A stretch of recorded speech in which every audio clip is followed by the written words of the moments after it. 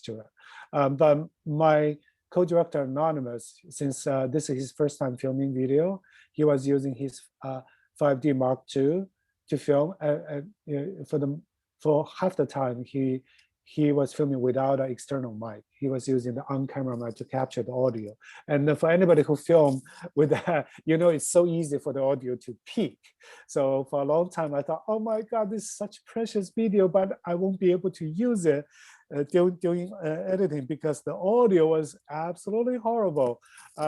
So I struggled to get to buy him a small directional mic and ship it to Wuhan, but because Wuhan was under lockdown, any courier service was so limited. It took me a month to get a mic shipped over to him,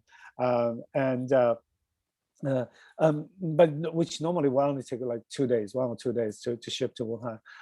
But in the end, I think. We were safe. I mean, obviously, I had a great sound mixer to fix the audio somewhat, but I think it's also because the hospital was always sort of there's a lot of noise, and also there's a lot of ambience noise, machine sound, fan noise, so that kind of helped cover the defect of the audio. Wow. Question from Mandy again. How did you ensure the safety of your crew, of the filmmakers during filming? Yeah, so I think my 2 collaborators, for them to be able to get inside the contamination zone, they had to go through the same process, just like the medical workers you saw in the film. They will put on multiple layers of PPEs, put the mask, multiple layers of mask, goggles, and also like seal all the openings, right, in your PPE, because at that time, they were super worried about the virus traveling, to touch your skin, and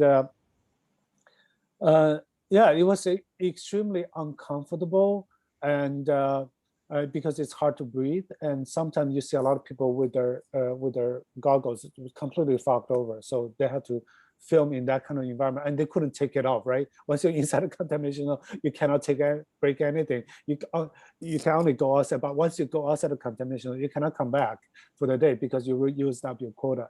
So it was really challenging physical environment. And the very beginning, I think both of my 2 co-directors, they were super scared of contracting the disease and the virus. And Wei Shichen, in fact, he had high fever 1 week after he arrived in Wuhan, and he had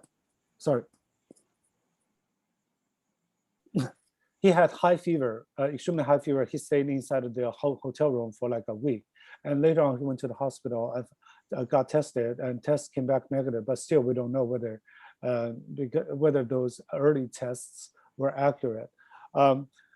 Yeah, so that's how but then later on, I think the challenge for them is but then I think with the human beings are, can adapt to a lot of things, right? Once you get used to that routine, they were no longer scared. But then later on, it's more about their mental challenge or filming in that environment, of feeling helpless because they see a lot of people getting worse or dying. And so I think a lot later on during filming, it's really their mental health we had to be concerned with. So sometimes I encourage them to take a day off to really make a lot of calls to their family outside of Wuhan. But then at the same time, I encourage them, say, don't feel whatever you're doing is pointless or helpless. We are storytellers, and this is we are documenting history, and then it's a really worthwhile thing we're doing. Wow. Another question from Mia is, how long is the duration of filming? The duration of the filming really is from the end of, I think, around February 1st. That's almost like a week after the lockdown started, until April 2nd or 3rd, right before the lockdown lifted. Because by that time, there's almost nothing inside the hospital. The hospitals were mostly emptied out. Patients went home already by that time.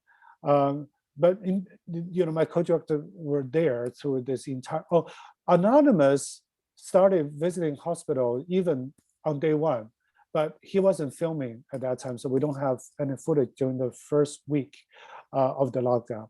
And but they were filming almost like half the time more than half the time inside the hospital, because they're not going every day. And from day-to-day basis, sometimes feel like, especially later on, you feel like a little bit monotonous because there's not much happening anymore once the situation stabilized. Okay. A question from William Dorant. Have people in Wuhan been able to see the film? And what was the reaction from the citizens and the government of China?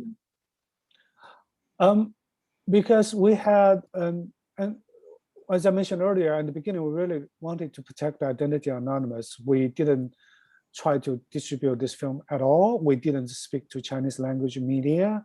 Another reason was, based on my past experience, even though this film is apolitical, I'm pretty sure the censors, if we want the film to be distributed in China, the censor most likely will request us to make some edits, because sometimes they were concerned about how a scene and what's the emotional tone of the scene, whether it's too negative, whether the ending is triumphant enough.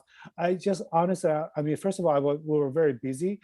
Secondly, we just don't want to go through the process to deal with that.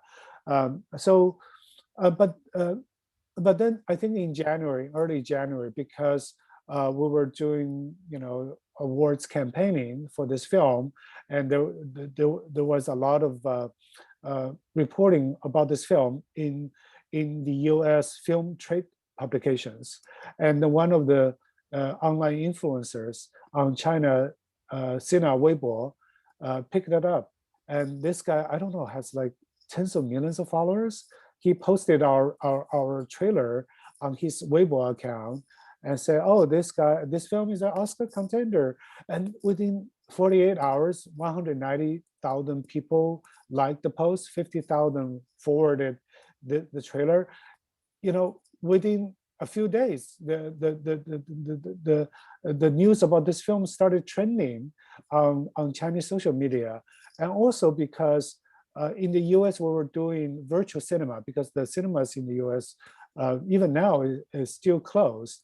So we can only do virtual cinema. So people are watching the film, renting the film online, and watching from individual theaters. So it's relatively easy to pirate the film that way. So pirated copies started popping up all over Chinese internet. And my team couldn't, remove them fast enough. It was hopeless. So that way, a lot of people were able to watch it. So most people appreciated the film, because that was right before the 1-year anniversary of the lockdown. They appreciated the sort of like the respect, the empathy, and the tribute we paid to the medical workers. And but also at the same time, just as Anonymous had feared, some internet trolls in China started attacking me because my name is most frequently associated with the film.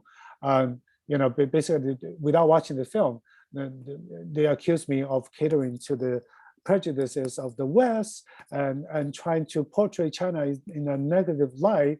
And also they dug up my past social media posts. So they accused me of being a westernized, liberal intellectual, blah, blah, blah. And thank goodness I'm based in the US, right? I can turn that off. I can stop following that. I really now I do realize I finally realize why people in China would be so fearful of these trolls, because they can organize and really find out your identity, disclose your phone numbers and address, and online everything, really start harassing your family.